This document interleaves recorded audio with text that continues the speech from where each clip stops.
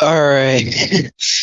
Hello everybody. Welcome back, or welcome to a video of me reading things. So the first time I did this, it was a video about female genital mutilation. The second video was about circumcision. This video is, I would say, equally as horrifying. The Pennridge High School Student Handbook for the Pennridge School District for the 2022 to 2023 school year. Welcome to Pennridge High School. Purpose of Student Handbook and Mission Statement.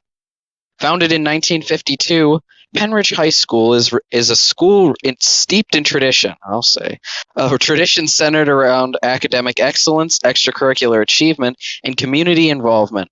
With each graduating class, we build on those traditions while constantly striving to improve as a school. Pennridge High School is a community of students and staff who support each other through the teaching and learning process. At Pennridge High School, we are dedicated to the success of our students and proud of our supportive and safe environment. The purpose of the Student Handbook is to give Pennridge High School students and their parents/guardians an understanding of the general rules and guidelines for attending and receiving an education in our schools. It includes information about the academic program, student services, rules and regulations, and general procedures to follow. In a case of conflict between a board policy and provision of this handbook, the board policy most recently adopted will prevail.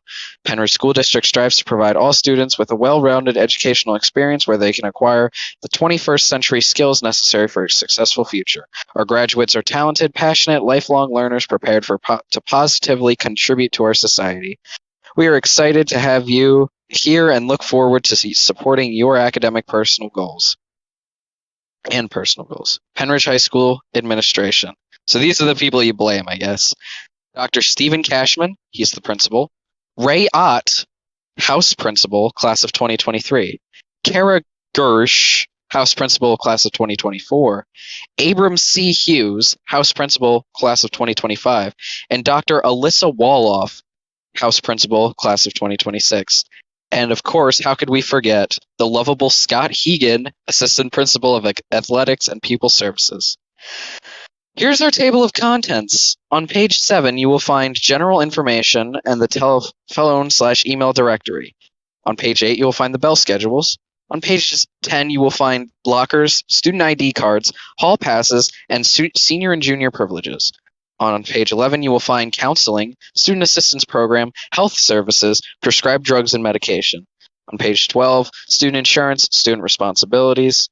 On page 13, bus transportation regulations, late bus, bus passes, student driving, parking request form, student drop-off. Section 2, attendance. Starting on page 16, we have attendance regulations and procedures, parental notice of absences, cumulative absences. On page 17, we have non-cumulative absences and unlawful absences. On page 18, we have making up missed assignments due to absence and early dismissals. Page 19, we have weather emergencies and student transfer/withdrawal from school. Section 3, academics. On page 20, we have graduation requirements. On page 21, we have keystone exams, program of studies, and grade point average. On 22, we have weighted grades, class rank, honor roll.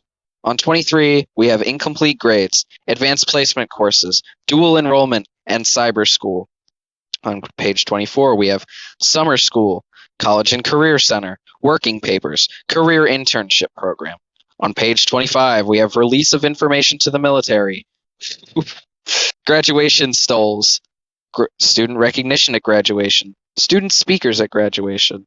Section 4, technology. Page 26, use of computer and technology equipment, internet safety, computer misconduct, video conferencing. On page 28, we start section 5, extracurriculars, athletic events, athletic event eligibility, ejection/suspension. Page 29, we have dances and obligation/participation requirements in the National Honor Society. And on page 30, we have sales promotions.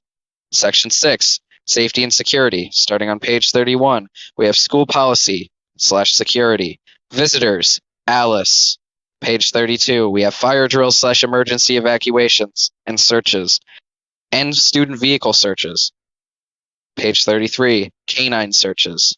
Section 7, Starting on page 34, we have consequences, the behavioral adjustment period, the BAP, the after school detention, the ASD, my personal favorite, the Saturday morning detention, the SMD.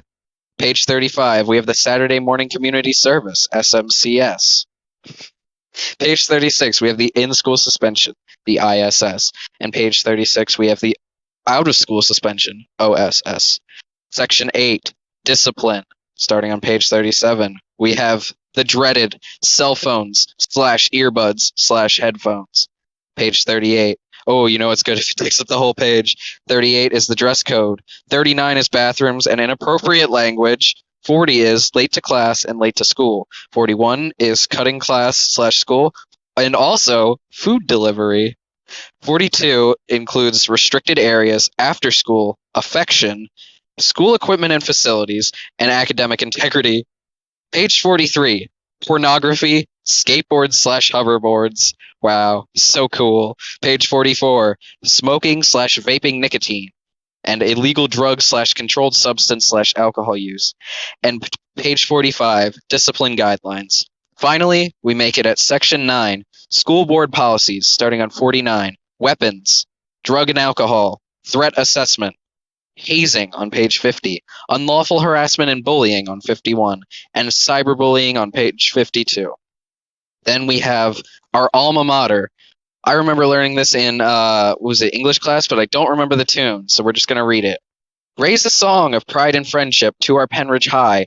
Rally round her, pledge allegiance, raise her standard high.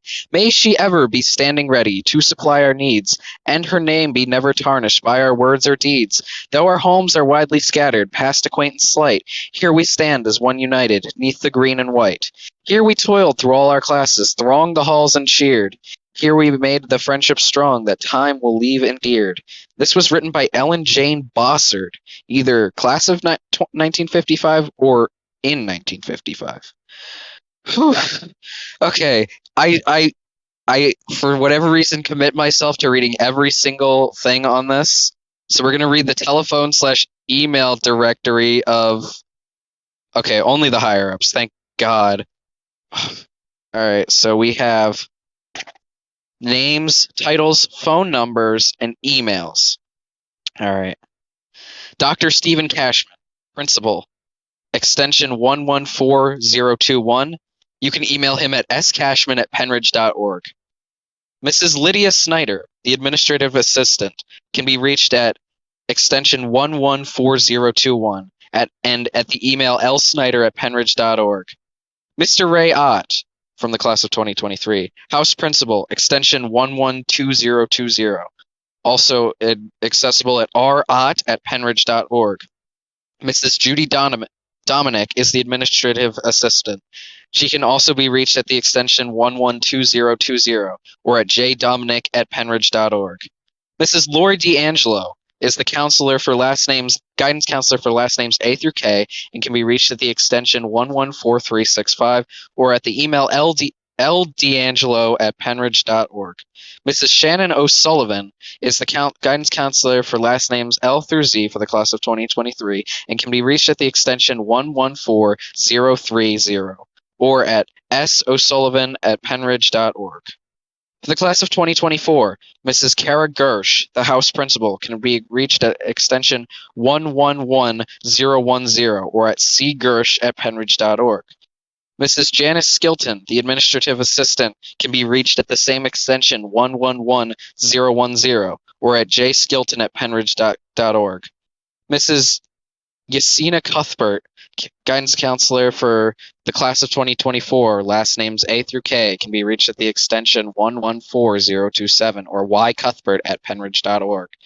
Mr. Dean Behrens, for the counselor for L through Z, can be reached at the extension 113003 or dbehrens@pennridge.org. For the class of 2025, Mr. Abram Hughes, the house principal, can be reached extension 14119 or at ahughes@pennridge.org.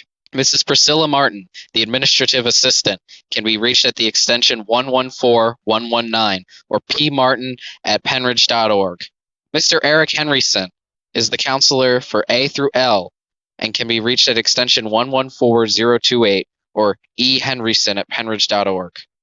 Mrs. Mary Ann Moffat is the counselor for M through Z and can be reached at the extension 114633 or mmoffat at Pennridge.org. For the class of 2026, Dr. Alyssa Woloff is the house principal and can be reached at extension 114022 or Woloff at Pennridge.org. Mrs. Robin Landis is the administrative assistant and can be reached at the extension 114022 or Landis at Pennridge.org.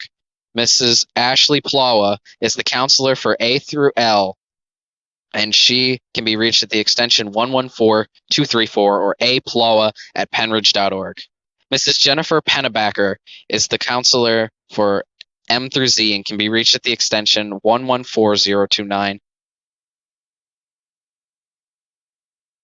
or Jen For the athletics and principal services, Mr. Scott Hegan is the assistant principal and can be reached at the extension 114061 and Hegan at Pennridge.org. Mrs. Brenda Roth is the administrative assistant and can be reached at 114060 or broth at Pennridge.org. For the bell schedules, during a regular day, fourth period lunch. First period, 7:15 to 8:12. Second period, 8:17 to 9:07. Third period, 9:12 to 10:02. Fourth lunch, 10:02 to 10:33. 5-6, 10:38 to 11:29. 7-8, 11:34 to 12:25. Ninth period, 12:30 to 1:20. 10th period, 1:25 to 2:15. Sixth period lunch. First period, 7:15 to 8:12.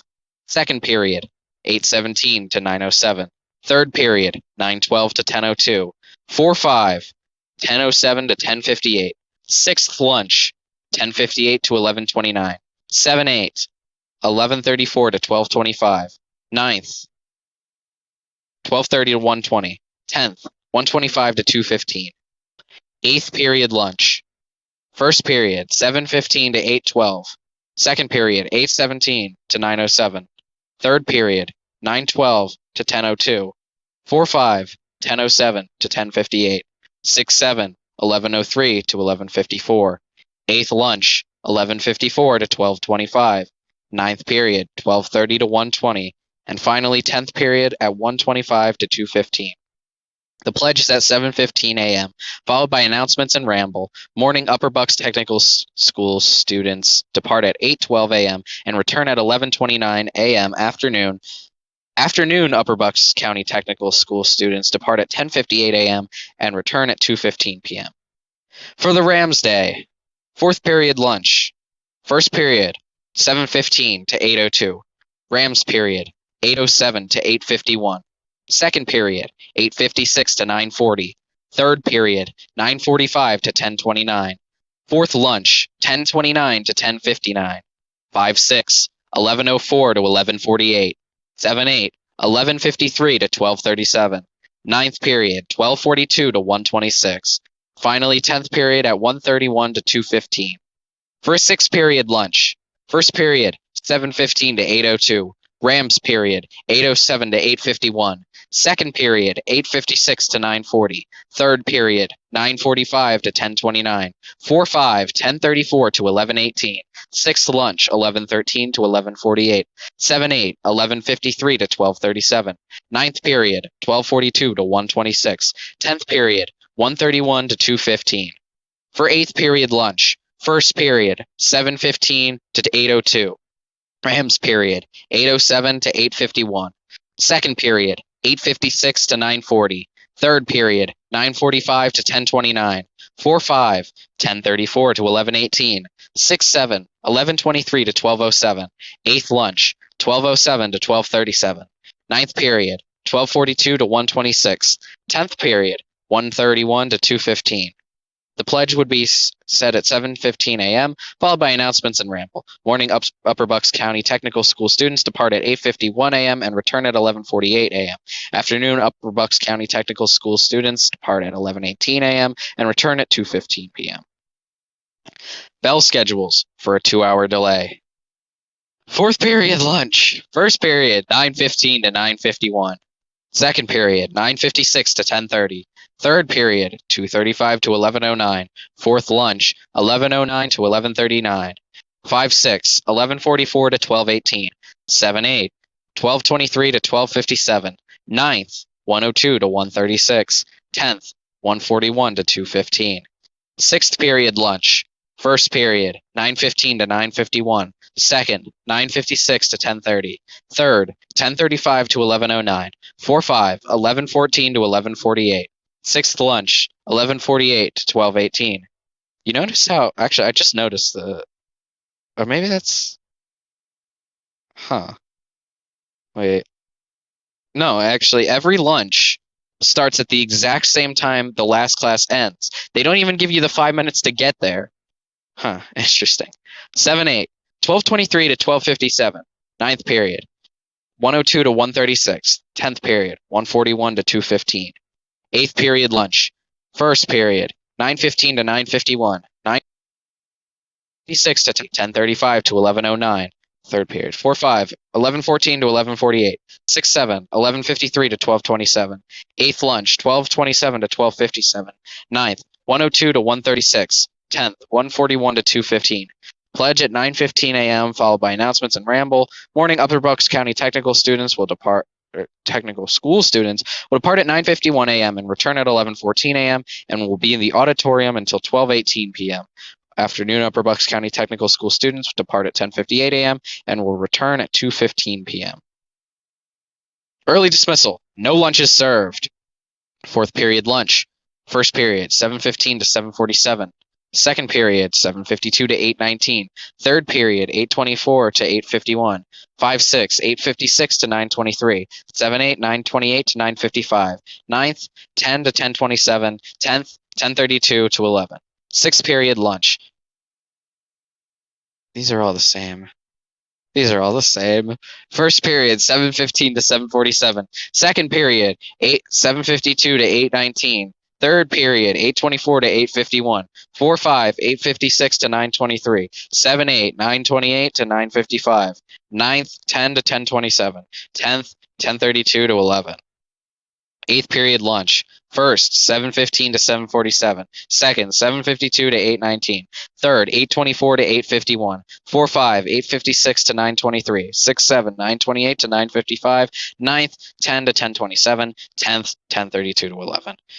Pledge at 7:15 a.m., followed by announcements and ramble. Upper Bucks County Technical School students' schedule will be communicated to staff and students ahead of time. All right, well, we're out of the graphs. Now we're into words. Oh my god, what time is it? Oh my god. General information. Lockers. Each student is assigned a locker with a lock where personal items and books may be stored. It is a student's responsibility to maintain a neat and sanitary locker. Students are responsible for the upkeep of their lockers. Students will be billed for any and all damages. Students should report any difficulty with their locks or lockers to the house principal.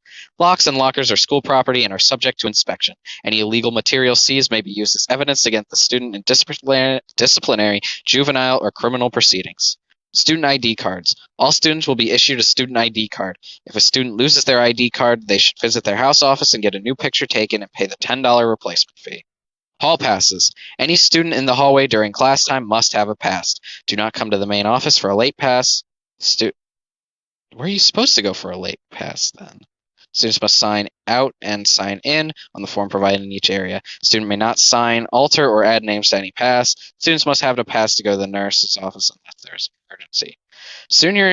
Okay, no, I'm really bugged. Where do you go for the late pass?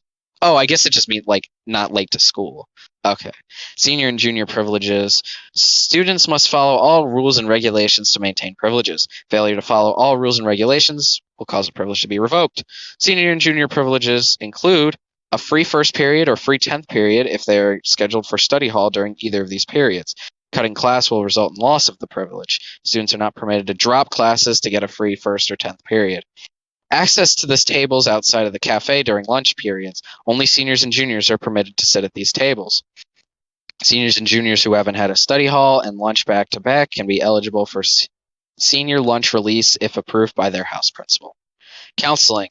School counselors are available to help students and their parents with academic and personal needs. Referrals to outside agencies when professionals will be made when needs are determined.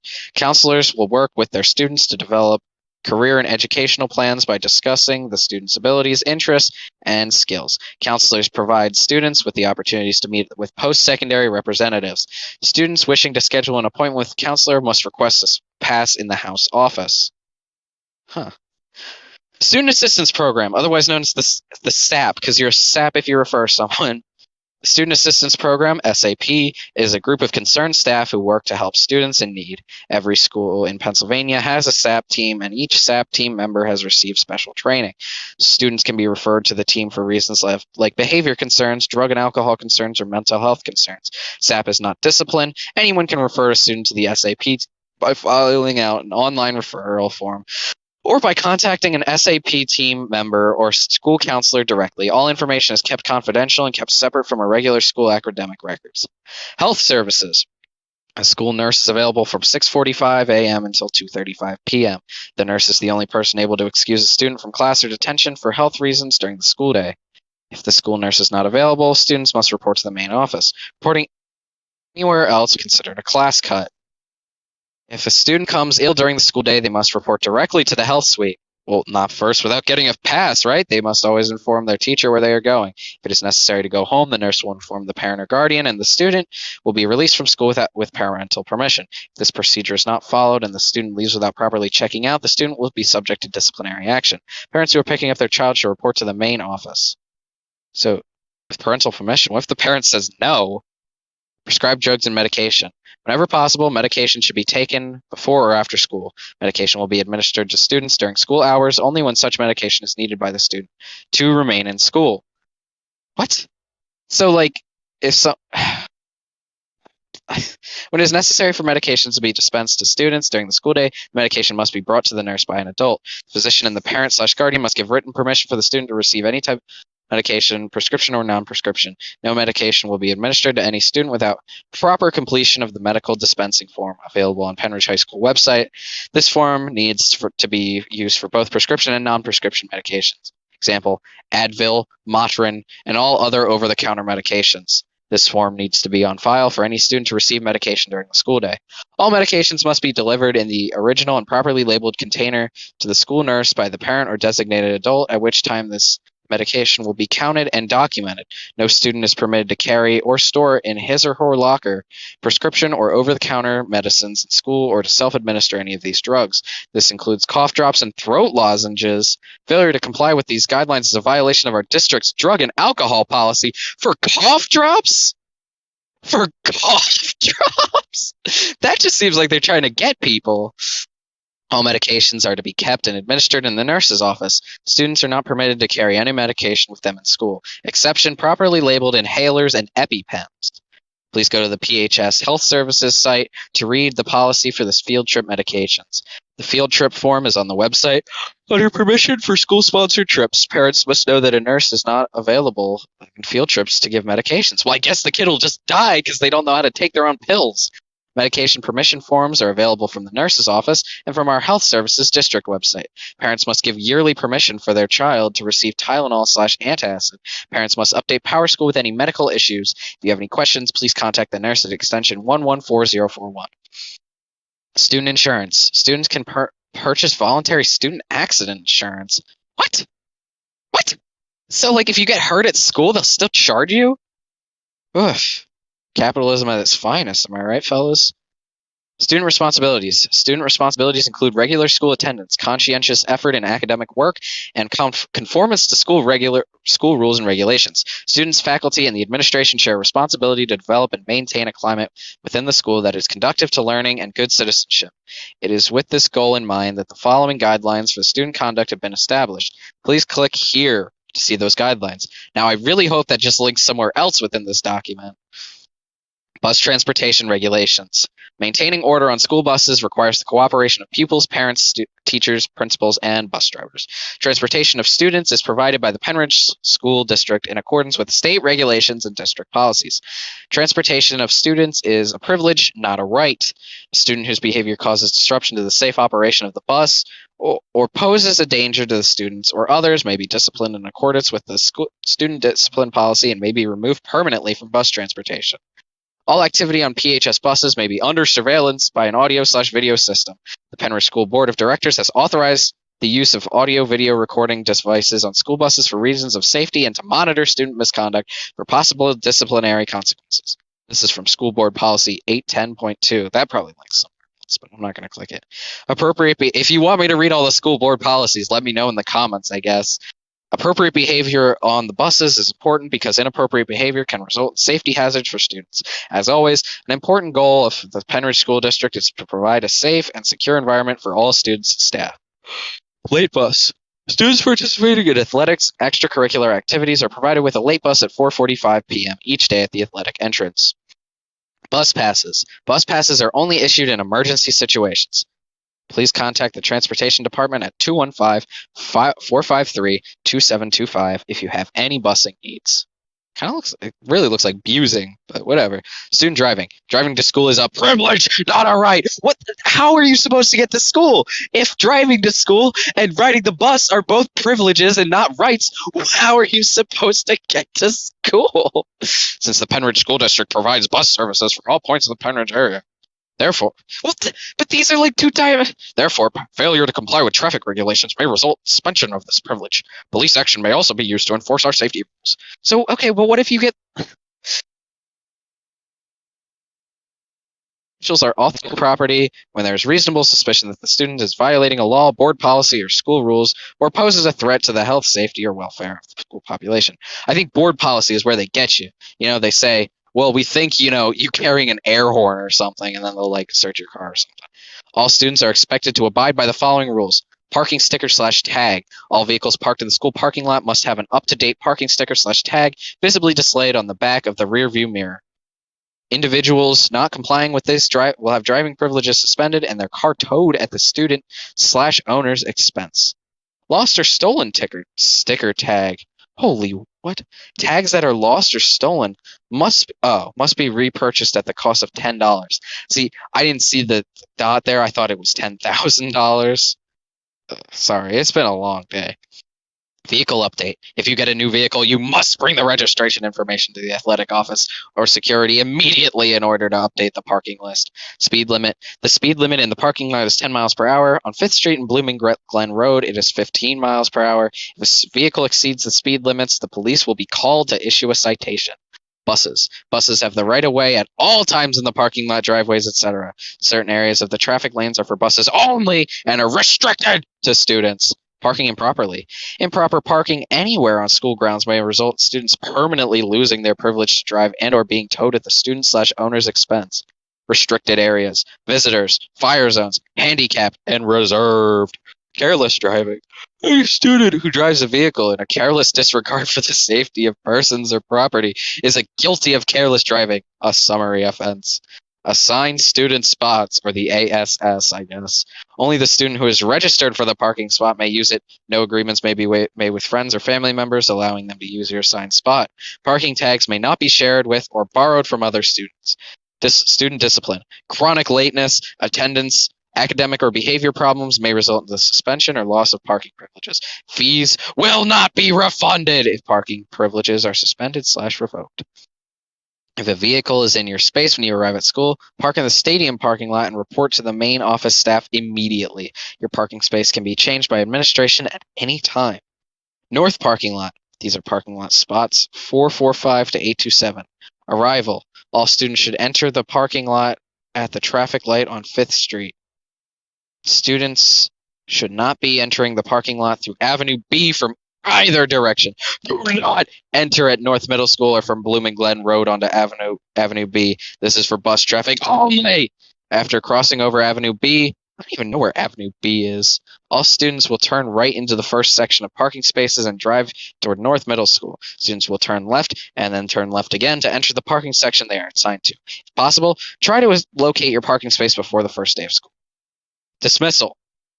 At dismissal time, all students, except those parked in the first section of parking spaces, will exit their parking spot and drive toward North Middle School. Students will then turn right, drive it to the first section of the parking lot, and then turn right again.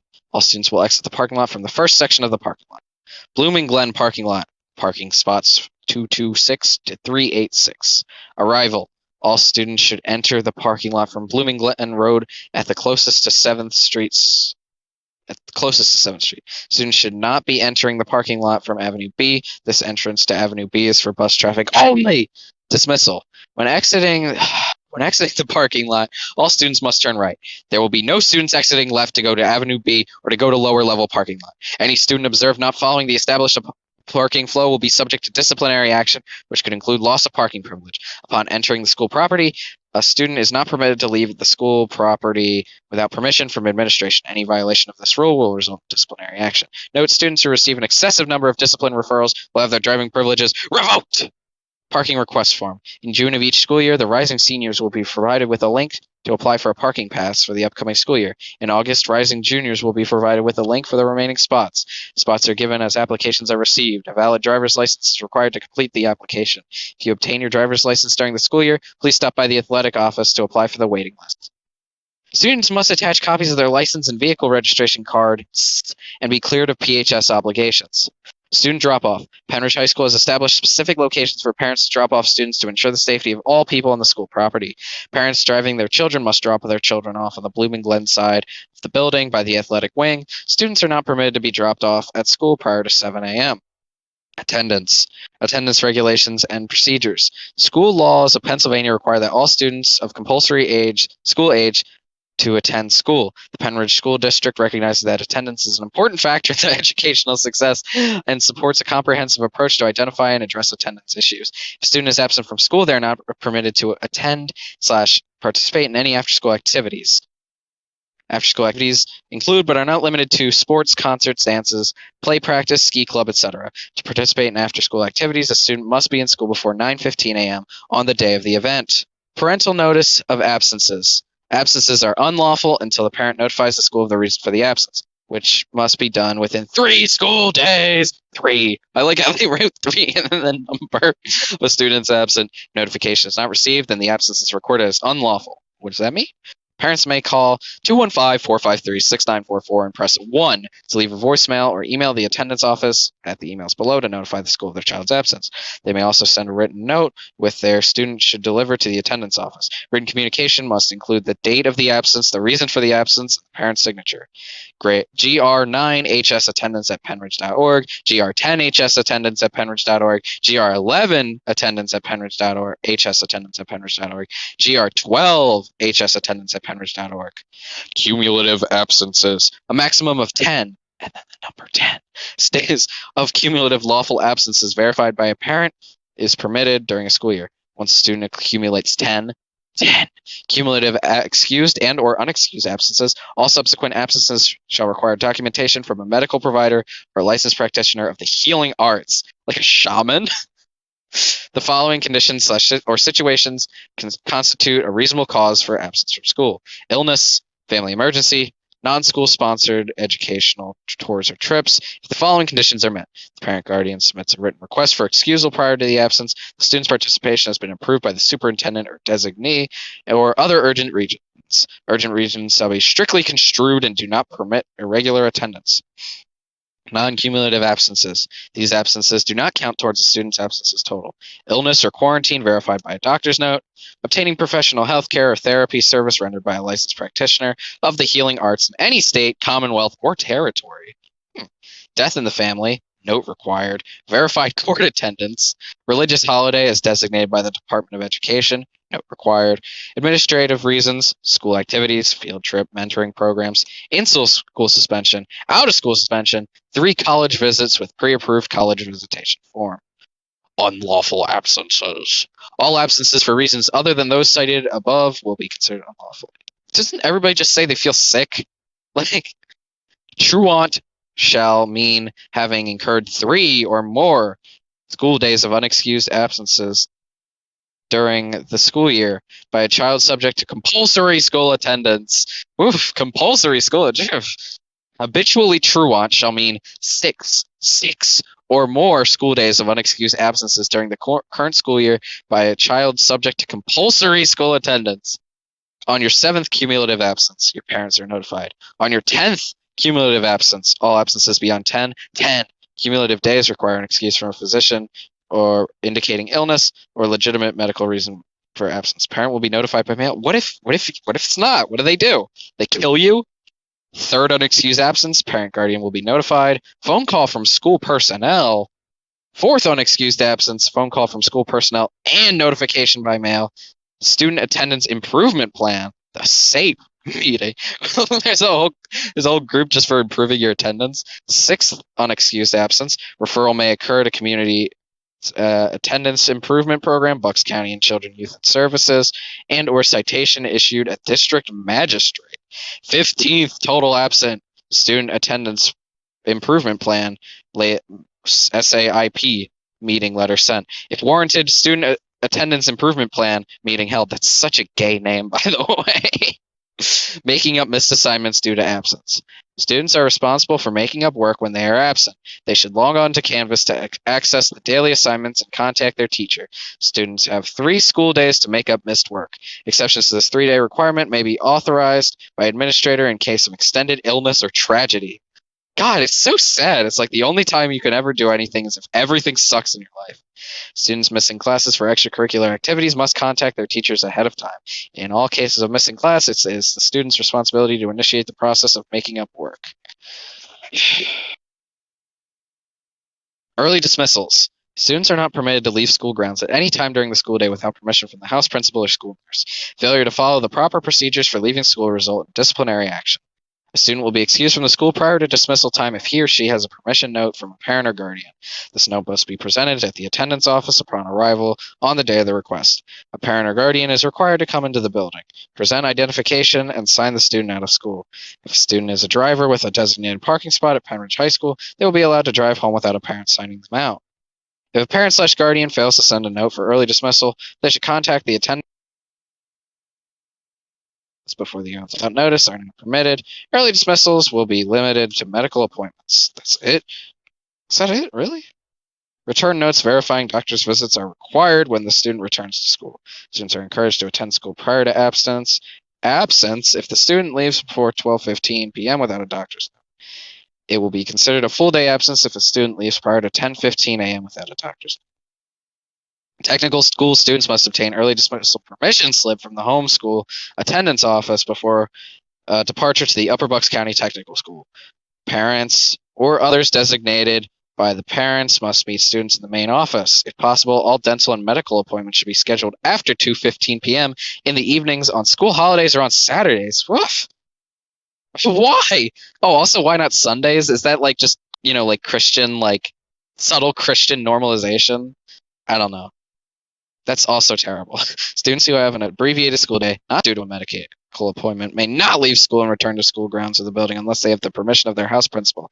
These students must also gain permission if they wish to stay in the building past their scheduled end of the day. Weather emergencies.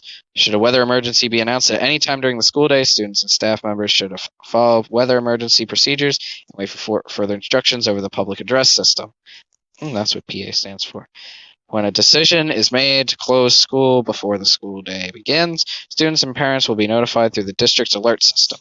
Also, students and parents can check the Pennridge School District website, www.pennridge.org, local television stations, I'm sure everybody watched that, and Pennridge SD or Pennridge HS. Student transfer/withdrawal from school. A student transferring to another school or dropping out of school must report this to their school counselor. Parents transferring students must complete a transfer form prior to the student's last day. All school property and obligations must be cleared through the house office before the student's last day. Procedures and guidelines for a student who is dropping out will be discussed when parents contact their counselor. Academics. Graduation requirements. Pennridge High School issues a standard diploma to all graduating seniors. Pennridge School District requirements meet and exceed those specified by the Pennsylvania State Board of Education. Minimum of 24 credits is required for graduation. I thought it was 21. Oof. The following information provides an additional guidance for scheduling and graduation purposes. Each Pennridge High School student must carry a full schedule each year to be classified as a full-time student. Credit hour requirements for each grade level are specified below. In exceptional cases, a student may be allowed to carry fewer courses with the approval of the high school principal. Each student in grade 9 is required to take 7 credits. Each student in grade 10 is required to take at least 6.5 credits. Each student in grade 11 is required to take at least 6.25 credits. Each student in grade 12 is required to take sufficient credits to meet graduation requirements. So that is 12.75, and then 7. So that's what, like 19 and a half? So you really only need 5.5 credits in grade 12. You need 4 English credits, 1 credit required each year, 3 math credits, 3 social studies credit, enrollment required each year, 1 credit will count as an elective, 3 science credits, including both life and physical science electives. You only need 2 wellness/physical education/health electives, 0.5 creative and performing arts electives, 1.5 humanities electives, 7 general electives, and the minimum credit requirement is 24. Please see next page for credit requirements for the class of 2025 and beyond. Oh no. Credit requirements for the class of 2025 and beyond, pending school board approval. So I guess this was different. Let's see if we can spot the difference. English is 4 credits still. STEAM, they just pushed all the stupid stuff together. Okay. So science, 3 credits, same as last time. Mathematics, 3 credits. Oh, okay, here's what they changed. They changed the art credit to an additional math or science credit. So instead of half of a math credit, it's now 1 full one of those credits. 4 social studies credits instead of 3. 1.5 wellness/physical education credits. 7 electives. 0.5 personal finance. God, I hope intro to business or sports and entertainment marketing or Microsoft certification, these terrible tests, classes I don't know why I chose. If those don't count as personal finance, I swear to God, I'm going to kill myself. I cannot take another one of these stupid classes. Any exception to the credit requirements must be approved by the principal. Oh my God, if this goes through and it doesn't count, I'm going to like beg on my knees. Students are required to earn so these are for the Keystone exams. Students are required to earn a proficient or advanced score on the Algebra 1, Biology, and Literature Keystones in order to graduate. Here's a fun fact, actually. Because of coronavirus, I never actually had to take the Algebra 1 Keystone. So,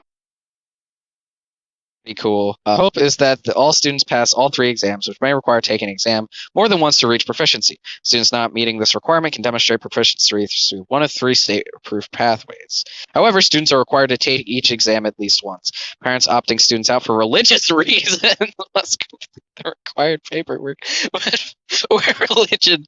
Oh man, I'm probably being very insensitive. You know what? Actually, I'm gonna be completely honest. They're probably completely in the right for that one. There is probably a religion that actually, I bet that there is like some inherent bias, like a Christian bias or something in these like tests. I wouldn't even be surprised. For students who don't pass a Keystone exam, the district Keystone team analyzes each student's data and determines the best path to graduation. For more information, please contact your child's guidance counselor or house principal. Program of studies. Please click this link for updated information on the course selection, student scheduling, adding/dropping a class, and the dual enrollment program.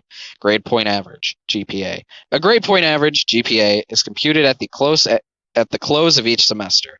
It is a cumulative GPA based on all graded courses 9 through 12. Pass-fail courses are not included. Weighted grades. A system of weighted grades used to calculate the eligibility for honor roll and class rank. Grades will be weighted as followed. So we have letter grade, academic courses, honors courses, and AP courses. A+, 4.3, 4.6, 5.3.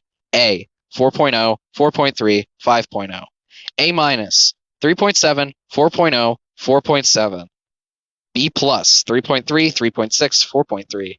B, 3.0, 3.3, 4.0. B-, 2.7, 3.0, 3.7. C+, 2.3, 2.6, 3.3. C, 2.0, 2.3, 3.0. C-, 1.7, 2.0, 2.7. D+, 1.3, 1.3, 1.3. D, 1.0, 1.0, 1.0. D-, 0.7, 0.7, 0.7. E or F, 0.0, 0.0, 0.0. Oh, so much for that. Syncs up at D+. So, but that's crazy. Having a C in an AP is like having, I guess having a C in an AP class is like having a B in an academic class. That's kind of crazy. That goes hard, let's be real. Class rank is computed at the close of each school year. Students are ranked with their respective graduating class. Students who transfer from another high school or from homeschool instruction will be given an estimated rank until they have completed 4 consecutive semesters at Pennridge High School. All graded courses, do they mean semester it doesn't, class ranks don't exist until it's after 2 years, or do they mean by marking periods like quarters? All graded courses are included in the rank calculation. Pass-fail courses are not included. Rank ordering is based on cumulative weighted GPA. Honor roll. The grade point average GPA for each quarter determines if a student qualifies for honors. Distinguished honor rolls, 4.2 and higher. High honors, GPA 3.9 to 419. Okay. Honor roll, 3.6 to 3.89. Students will not earn honors recognition with a grade lower than a C minus. Imagine being on honor roll but having a C minus. That's interesting. All right. Incomplete grades. A student will receive an incomplete grade only when the student is unable to complete the work because of an extended illness occurring near the end of a marking period. If after 3 weeks the student has not completed their assignments, a 0 will be recorded for each incomplete assignment, and a final grade will be issued by the teacher. Advanced Placement Courses, AP. Advanced Placement, AP courses are available for students in grades 9, 10, 11, and 12. Students taking Advanced Placement courses are expected to take the Advanced Placement examination in that subject in May of the school year in which the course is taken. Many colleges and universities will grant college credit or advanced standing, provided a satisfactory score is earned on the examination art portfolio. Students should communicate with specific colleges and universities concerning their policy for granting college credit or advanced placement.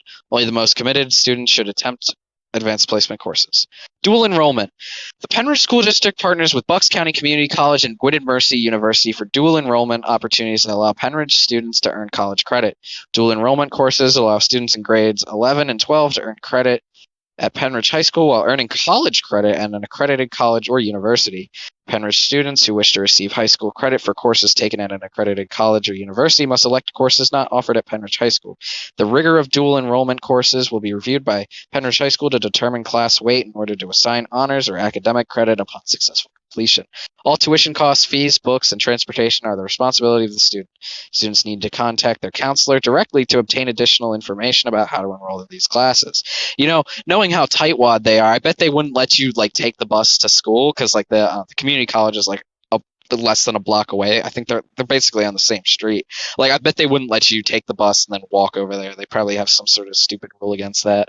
Cyber school. Pennridge High School offers cyber courses to our students. These cyber courses allow students to experience online learning before entering college or the world of work, both of which increasingly require a learning of a virtual environment. Students may pursue cyber courses full-time or in combination with their face-to-face classes. Students who successfully enroll in a Pennridge online learning course will have their class scheduled into a period of the day that best fits with their other course selections. During that period, students will report to an assigned location to complete coursework. There will be a mentor in that room who can assist with technical issues, pacing, or communication with the course teacher. Students who are interested must see their guidance counselor for an application. A cyber course cannot be added to create an additional credit outside of the normal course and/or maximum credits. Cyber courses are not used to solve schedule conflicts. Enrollment in cyber courses is strictly limited and not guaranteed. Enrollment into cyber courses can only take place prior to the part of the school year or second semester. Summer school. The Pennridge High School Summer Schools program allows students to recover credits from courses for which they have earned between a 50 and a 59% during the current school year. Students may recover up to 3 core course credits and/or 1 ninth grade wellness credit. Counselors will notify families of summer school eligibility and registration information. College and Career Center. There is a classroom that is open all day to students looking for information on colleges or careers.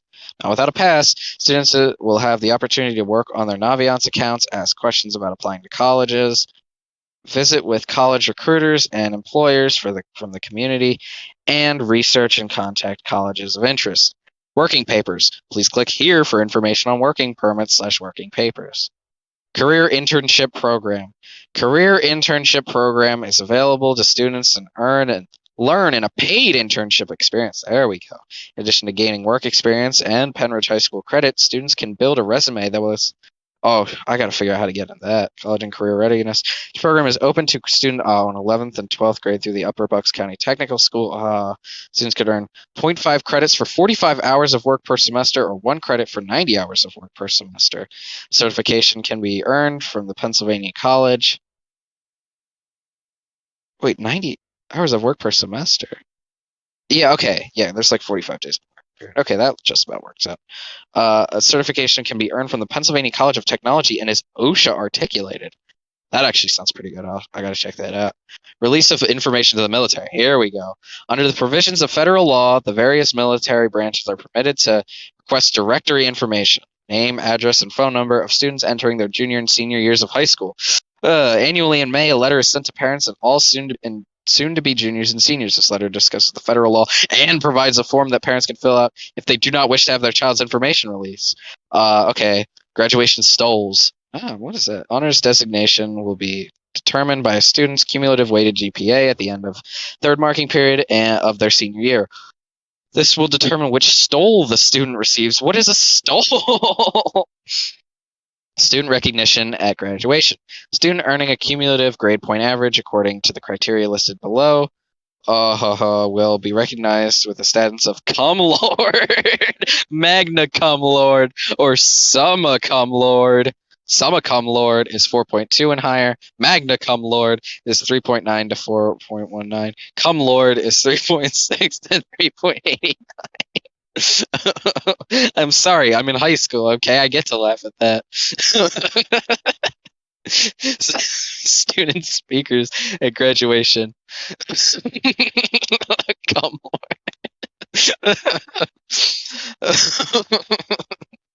Sorry.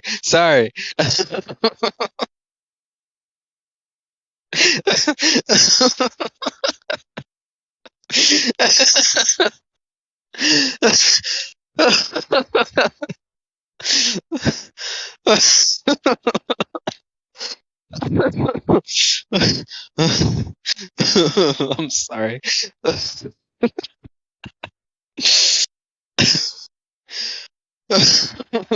Okay, student speakers at graduation.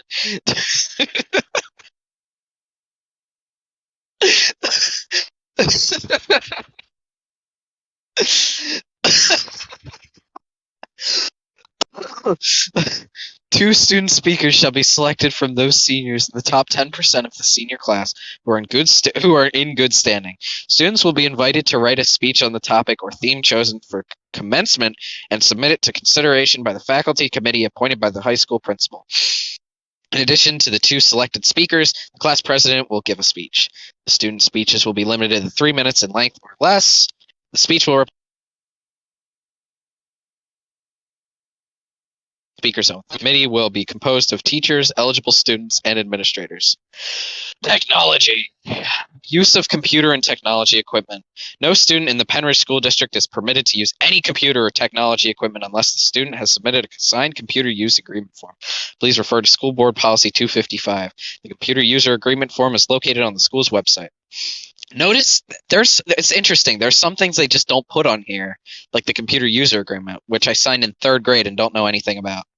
Internet safety. It is the responsibility of the Pennridge School District to keep its students safe during the school day. This responsibility includes internet safety. In an effort to keep students safe while using the internet, the district has gone to great lengths to limit access to potentially harmful and inappropriate websites. I'll say students... Oh my god, was that a wheeze? Okay, never mind. Students should always avoid posting personally identifiable information such as their name, address, phone number, etc. on the internet. Whoops. It is the responsibility of all students to refrain from accessing or attempting to access potentially harmful websites.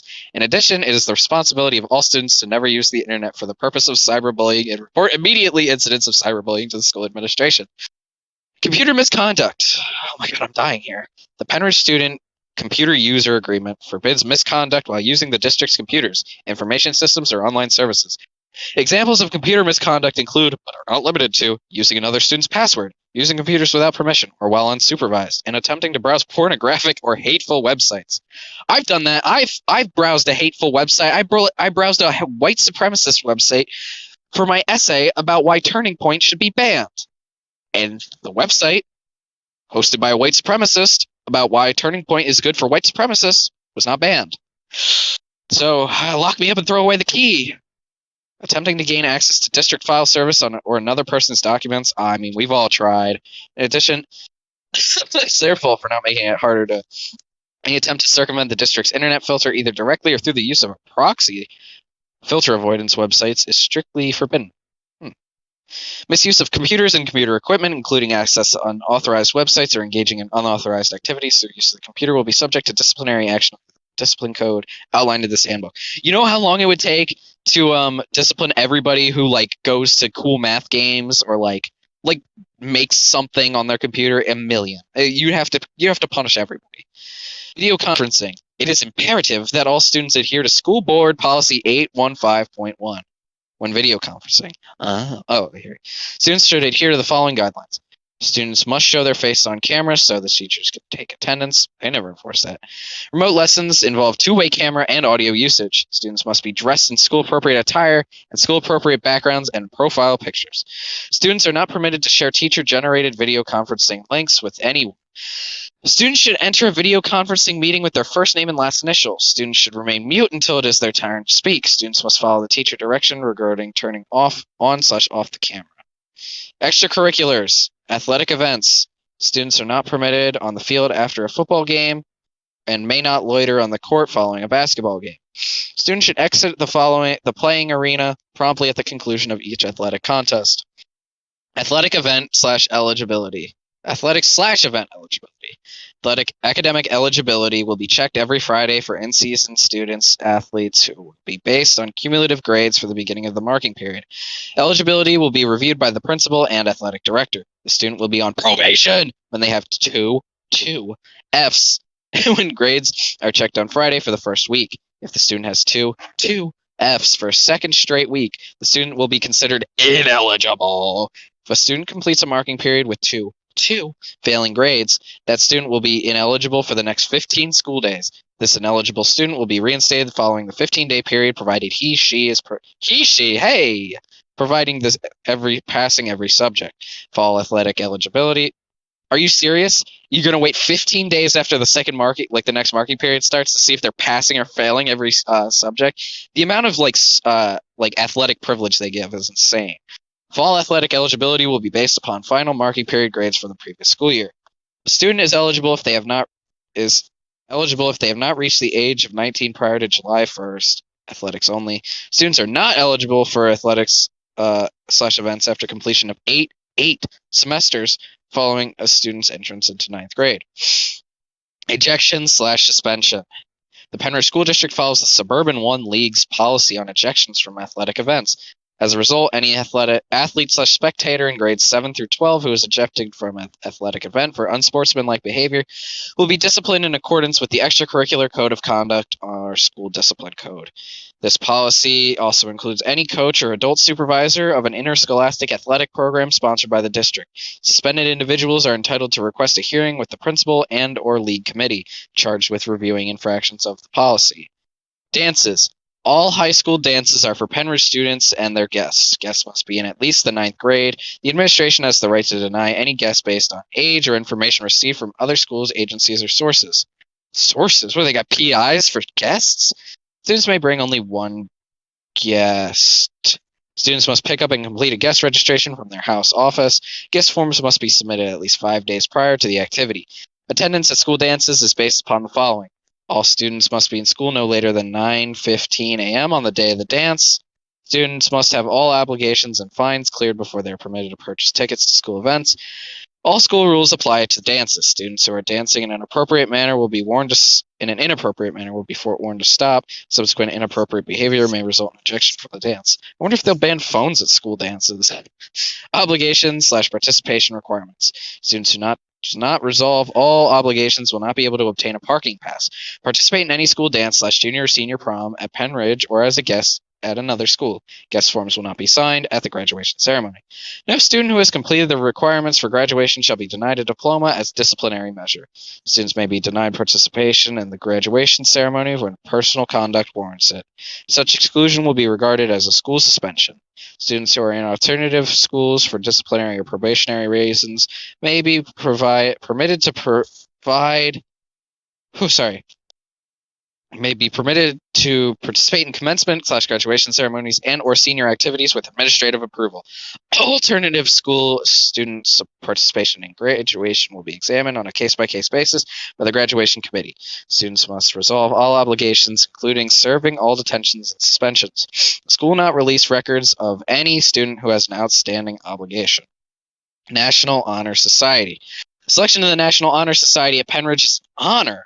I wonder why. Awarded to students who possess the qualities of scholarship, character, leadership, and service. These criteria are designated by the National Honor Society at the national level. All students have a fair and equal opportunity to be selected as a member. The following procedure will be used to determine selection. One induction will be held each year for the students in the sophomore and junior classes. Candidates must have attended Pennridge for at least one semester before selection. Candidates must have a cumulative grade point average of 3.8 or higher. Students who meet the academic requirements will be notified of their eligibility at the beginning of the spring semester. This notification will provide students with the necessary information to apply to the NHS. The high school professional staff will submit a comment on the quality of each candidate's character. A selection committee will then assess the scholastic standing, faculty comments, and student activity information forms and select the members. An induction will be held to swear the newly selected members into the National Honor Society. All members are required to complete a minimum of four inside activities, one outside activities, and the campus cleanup for each year of membership. Failure to complete these activities will result in the members' expulsion from the organization. Okay, but what's so good about it? A copy of the selection process guidelines is available on the NHS website. It's located on the high school's website. In lieu of participating in a fundraiser, all chapter members will be required to pay $10 cash in dues, which must be paid each year. So it seems to me like you need to be a really smart person, and you need to write an essay. You need to be nice to all of the teachers. You need to do four things for them, one for the community, and clean up the school, and then pay them $10. So what do they get? Members must continue to meet the standards of the school and the National Honor Society, or dismissal from the organization may occur. A member may be dismissed for failing to maintain standards. The faculty council, which selected the members, has a responsibility for dismissing a member for the flagrant or chronic violation of school or civil law, or if a member acts in a manner unbecoming of membership in the National Honor Society. And that's why I won't be in it. Students who are suspended from school more than once and students who are placed in alternative school will be removed from the National Honor Society. But that's it. We have no clue what's so good about it. What is the appeal? Why would you want to be in that? It sounds like nothing but downsides to me. I guess it's just a fancy title. All sales promotions must have the approval of the club/activity advisor and a principal or administrator. A fundraising report must be filed at least 2 weeks prior to the beginning of any sale. Safety and security. School police/security. These people have guns, by the way. To ensure the safety of our students, security personnel and armed school police officers are present. Literally militarized police are present throughout the school building on school grounds. Security cameras are located throughout the school campus and on school buses to enhance the safety of the school community. Any evidence of wrongdoing derived from either security personnel or surveillance equipment can be used in disciplinary actions as well as criminal procedures. Visitors. Administrative approval is needed for any visitor. All visitors to the high school must present a government-issued photo identification to be processed through the Raptor Visitor Management System. Okay. Students are not permitted to bring friends or relatives to spend the day unless they have administrative approval. Students must follow the student visitation process respective to Pennridge High School, abide by the Pennridge School District's School Board Policy 907. Of course, and complete the necessary forms as requested by Pennridge High School. Pennridge High School reserves the right to refuse guests during certain times throughout the school year. The high school also reserves the right to accept/reject any requests on a case-by-case basis. Alumni may visit former teachers after school hours and with the prior approval of the teacher. Alice! The Pennridge School District is committed to providing the safest possible environment for its students. The school district has adopted a set of protocols for active intruder situations. They should just call them school shooters. I'm going to call them school shooters. The acronym stands for Alert, Lockdown, Inform, Counter, and Evacuate. What does ALICE mean? Alert is your first notification of danger. It is recognizing the signs of danger and receiving information about the danger from others. Lockdown, if evacuation is not a safe option, barricade entry points. And they also teach us this in school. What a dystopian future. This is actually a nightmare. Evacuate or counter if needed. Inform, communicate real-time information on shooter location. Use clear and direct. I didn't even say. It's not even active intruder. It just says shooter in here. Use clear and direct language to use using any communication means possible.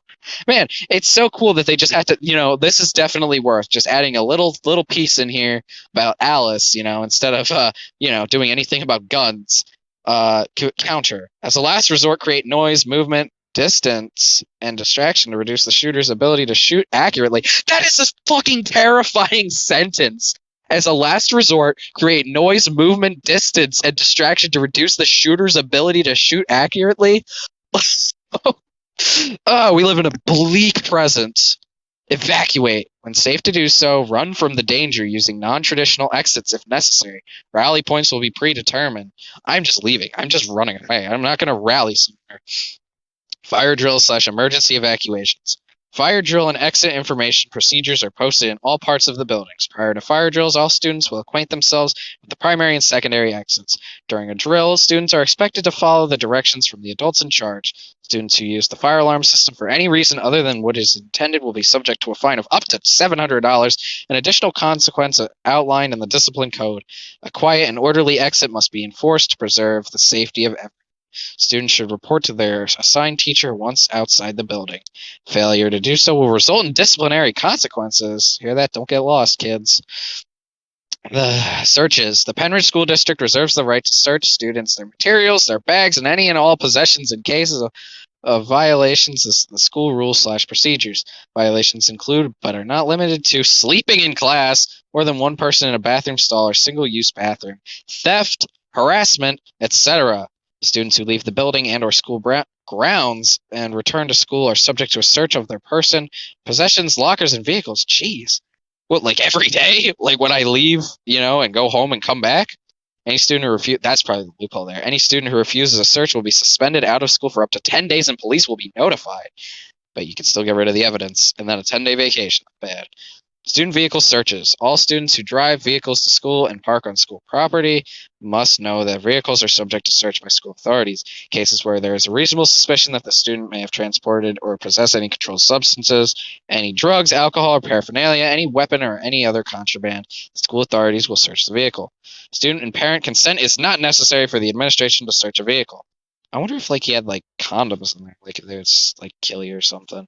If the search produces any of the above mentioned items, the Pennridge Regional Police Department will be notified. Reasonable suspicion, but is not limited to periodic visual searches of vehicles parked on school property in which illegal substances or weapons are visible to school authorities. The school will also conduct random canine searches of vehicles. All right, cool. Canine searches. Pennridge School District is committed to providing a safe environment that is free of drugs, alcohol, and weapons, including explosives. Damn it! Unannounced random inspections by search dogs are permitted according to School Board Policy 226. The canine search process may be used to determine the presence of unlawful or illegal substances on school property. Periodically, or as the situation warrants, a trained dog may be used to sniff the air around lockers, desks, bags, purses, book bags, and other items that are on district property or at school-sponsored events. Vehicles parked on district property are also subject to random searches by trained dogs. Together, we strive to provide a safe and healthy learning environment for our students. Consequences. Behavioral Adjustment Program, the BAP. A student who is disruptive to either teachers or students in class may be placed in a separate room for a period of time. While placed in this room, the student must be respectful of adult supervision and is required to do school-related work.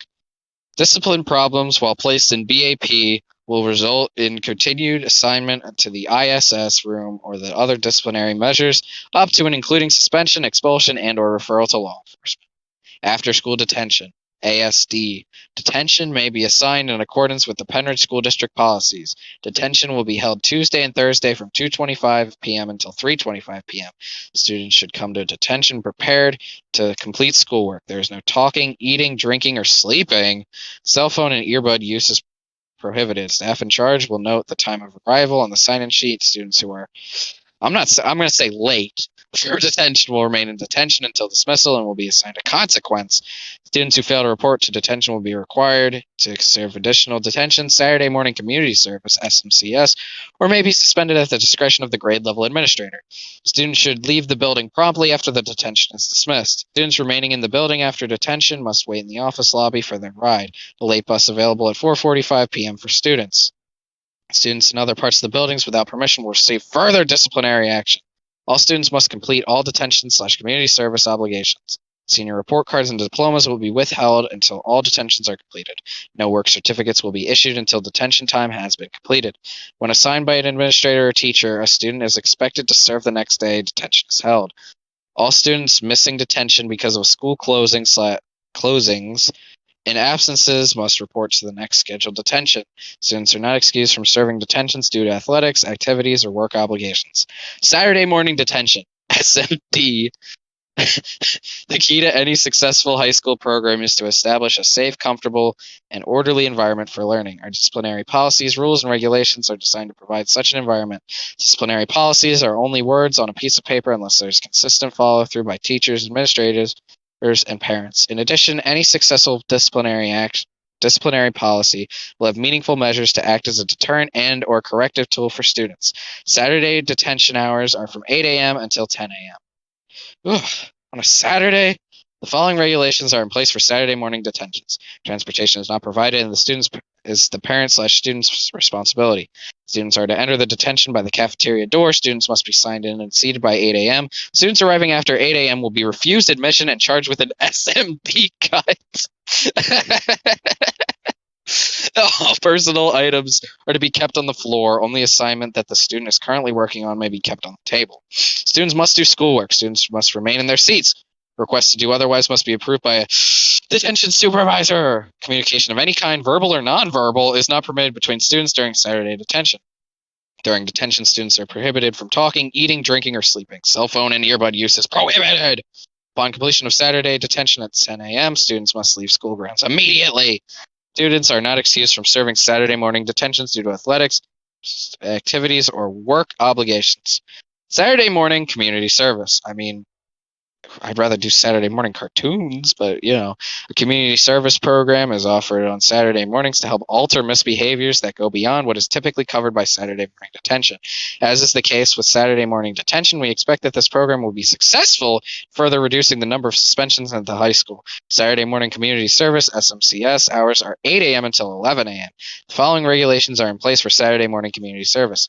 Transportation is the student/parent's responsibility. Students who wish to drive to SMCS must park in the lot by the cafe and report for service no later than 8 a.m. Students must remain the entire time. No arrangements can be made for partial time. Students should dress appropriately for the weather and conditions and be prepared to work either inside or outside each day. Gloves and tools will be provided if necessary. In cases of inclement weather, students will need to check the website for cancellations. Students will not be permitted to use electronic devices. Going Amish. At 11 a.m., students must leave school grounds immediately. Students are not excused for serving Saturday morning community service due to athletics, activities, or work obligations. In-school suspensions. ISS. Students should arrive to ISS prepared to complete schoolwork. Cell phones and earbuds are not permitted in ISS. Students should leave all cell phones at home in their lockers or surrender them to the ISS proctor. Failure to comply with ISS rules will result in an out-of-school suspension. But students should have the responsibility to communicate with their teachers and make up all work missed while suspended. The following guidelines extend beyond the school day on the day of ISS. Students may not attend school-related activities as a spectator. Whoa. On the day. So this is prom, dances, concerts, games, trips, graduation, etc. Students may not participate in extracurricular activities, athletic practices or games, club meetings, etc. If school is canceled for any reason, the suspension dates will be extended accordingly, e.g. school closing due to inclement weather. Out of school suspension. The following rules apply to students who are placed on out-of-school suspensions. Students may not be on school grounds without administrative approval. This includes driving on school property or the parking area. Violations may result in extended out-of-school suspension, and trespassing charges will be filed with the local police department. Students may not attend school-related activities as a participant or spectator, e.g. prom, dances, concerts, games, trips, graduation, etc. Students may not participate in extracurricular activities, athletics practices, or games, club meetings, etc. Suspended student cannot participate in any athletic school or school activity until they have completed a regular school day. Students should stay home during suspension and complete schoolwork. Students have the responsibility to communicate with their teachers and make up all work missed while suspended. If school is canceled for any reason, the suspension dates will be extended accordingly. So you get an extra day off if the school's canceled. Here you go. Here's what you're all been waiting for, you greedy bastards. Cell phones / earbuds / headphones. Cell phones are permitted in common areas, hallways, cafeteria, and library.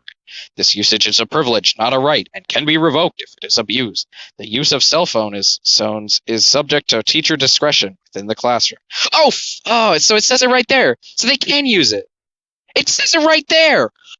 Oh my god. I'm sorry. I'm screenshotting that. I'm actually screenshotting that because all of these teachers are pretending they're on our side. These liars, these actual liars. The use of cell phone is teacher discretion within the classroom. Cell phones may not be used to record images or voice recordings of faculty, staff, or other students for personal use or inclusion on any internet or media sites. Recording others without their permission is strictly prohibited. This is a violation of an individual's right to privacy, which the school has the inherent right to protect. The inappropriate use of cell phones or other digital technology will be addressed through disciplinary procedures and the police if/when necessary. Cell phones and or earbuds / headphones are not permitted out or in view or any class / instructional time during the school day unless approved by the classroom teacher for a specific purpose or activity.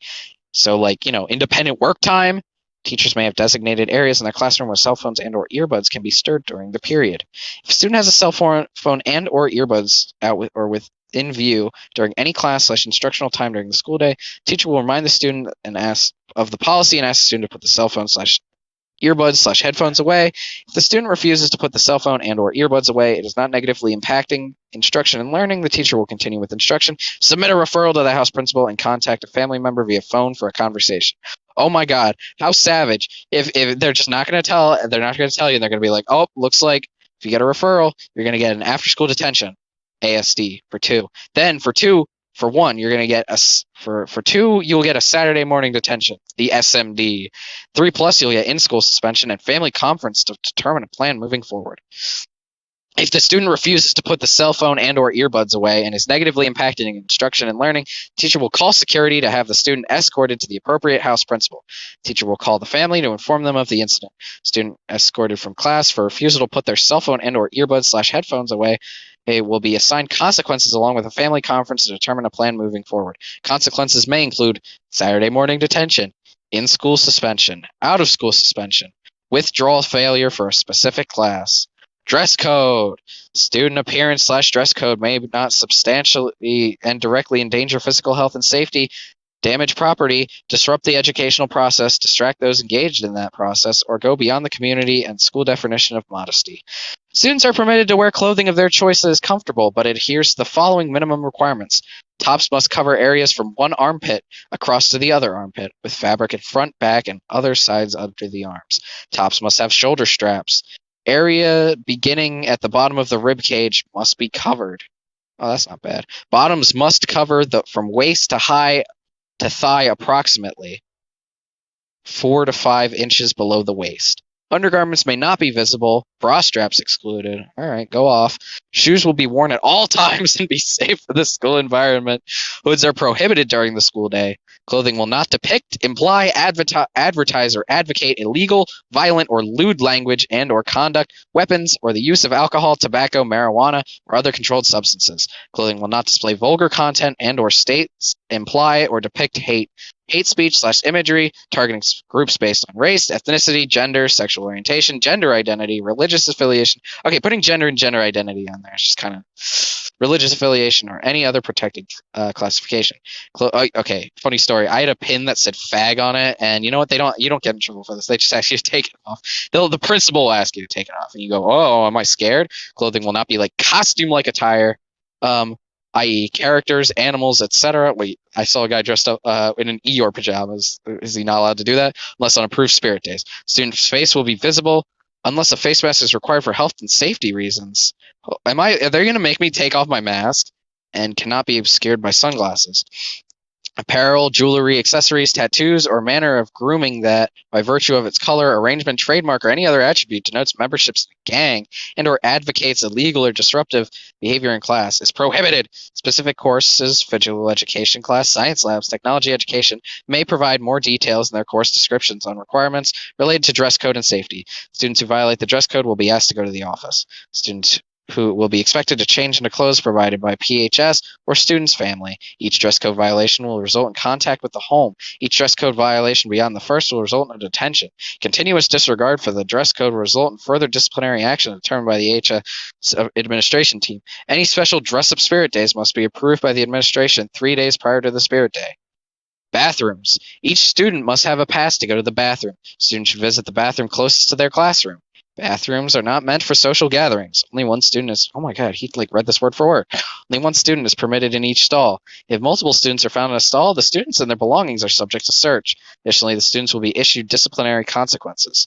Only one student is permitted in a single-use bathroom at a time. Bathroom entrances are monitored by security cameras. Multiple students are found in a single-use bathroom. The students and their belongings are subject to search. Additionally, the students will be issued disciplinary consequences. Humdinger. Inappropriate language. The use of inappropriate, abusive, or obscene language will not be tolerated.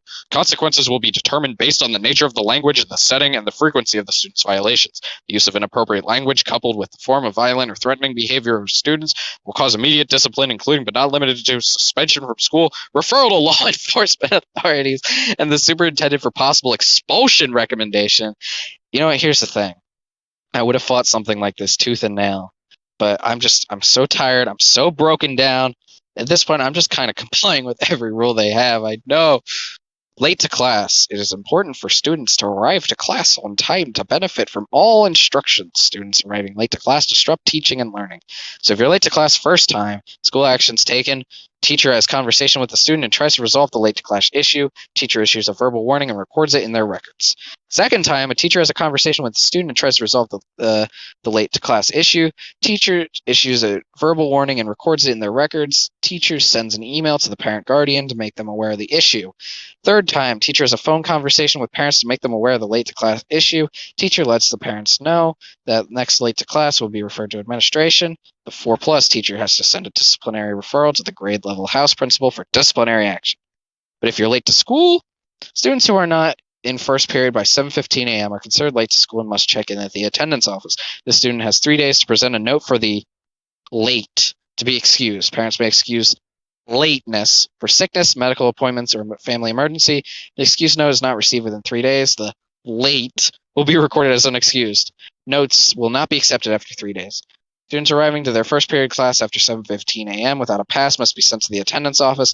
Failing to report to the attendance office will result in consequences for being late to school for insubordination. The consequences for unexcused lateness for school are as follows. Late to school first, second time, it's a warning. Third time, administration conference/parent phone call. 4+, disciplinary consequence. Cutting class/school. Missing more than 10 minutes of class without permission is considered a class cut. First time, parent phone call from the teacher and discipline referral, guidance meeting, after school detention, ASD. Second time, parent phone call from teacher and discipline referral, Saturday morning detention, SMD. Third time, parent phone call from teacher and discipline referral, Saturday morning community service, SMCS. Fourth time, parent phone call from teacher and discipline referral, in-school suspension, ISS. 5+, parent phone call from teacher and discipline referral, out of school suspension, OSS, and a re-entry meeting. Cutting classes repeatedly has a significant impact on students' education is taken seriously at Pennridge High School. Repeated class cuts. After 3, meeting will be held with the student, parent, teacher, house principal, and counselor. The fourth time, the student will be removed from the class and is issued a withdrawal failure, WF, for the course. WF will appear on the student's transcript, and the student is not eligible to recover credit for this course during summer school. Missing more than 2 classes in a school day without permission is considered cutting school for the day. If you have 1 school cut, parent phone call from house principal, Saturday morning community service, SMCS. Second time, parent phone call from the house principal, in-school suspension, ISS. And the 3+, parent phone call with house principal, out of school suspension, and re-entry meeting. Food delivery. Students may not order food to be delivered to school from outside establishments. Restricted areas. Students are not permitted in faculty lounges, faculty bathrooms, or any other designated area for faculty use, including the mailroom. This rule also applies to student employees. Students are not permitted to remove any materials from a teacher's mailbox. After school, students should leave the building promptly after school is dismissed. Students remaining in the buildings after 2:15 p.m. must be under the supervision of a teacher or a coach. Students are not permitted to stay after school without supervision. A late bus is available at 4:45 p.m. for students who are staying after school with a teacher or coach. Affection. Public displays of affection, such as kissing and close physical contact, are inappropriate in a school setting. To avoid offending or embarrassing others, students are to combine displays of affection to hand-holding while on school property. Violations will be handled according to the discipline code. School equipment and facilities. School students are responsible for good care of all books, laptops, and instructional materials, as well as school furniture, athletic equipment, building equipment, and facilities in general. Students must pay restitution for lost textbooks for any school property that sustains unusual wear or damage. Students will be held responsible for all materials issued to them. All damage to school property must be reported to high school administrator as soon as possible. Students may be required to do additional repair work after school or during Saturday morning community service. In addition to financial restitution, students who willfully or negligently damage school property will be subject to disciplinary action and/or citation may be issued. Academic integrity. I should have been asleep 26 minutes ago. Academic integrity. Students are expected to do their own work when assigned individual papers and projects, using the words or ideas of another, ideas, be it a friend, relative, published writer, or technology site without giving it credit to that person is unacceptable in all types of writing assignments, including research papers, compositions, book reports, lab reports, and homework assignments. Any student who gives information or work to another student is also guilty of cheating/plagiarism. This includes lab reports, homework assignments, and other out-of-class assignments. If a student is unsure of what plagiarism is, it is their responsibility to clarify with the teacher who gave them an assignment. To this end, students will not copy another person's work in whole, in part, and turn it into their own. Receive unfair assistance from another student, parents, guardians, tutor, computer program, or any other unauthorized source on a project that was meant to be completed alone. So friends can't help you anymore. Talk to any other student, look at anyone else's paper, or allow anyone else to see their paper. Consult other unauthorized material or information, notes, calculators, smart device, etc. during assessments unless their teacher gives permission. Well, that's not unauthorized. Take material from the internet or another student and use as their own. Copy text, graphics, musical scores, mathematical solutions, artistic layouts or presentations, or any ideas in any form from any source without proper citation. The ideas share, retrieve, examine information regarding an assessment. Falsify or fabricate data on observations in a laboratory situation, claim credit for work that is not the product of their own honest effort, turn an original paper or project with more than one for different classes or assignment. What? Really? You're going to turn in one assignment for like 3 separate classes? Whatever. I actually just did that today. A teacher who has determined that plagiarism has been committed will give no credit, a 0 for the assignment, contact parents, and a discipline referral. Okay, going back to the turn in original paper thing.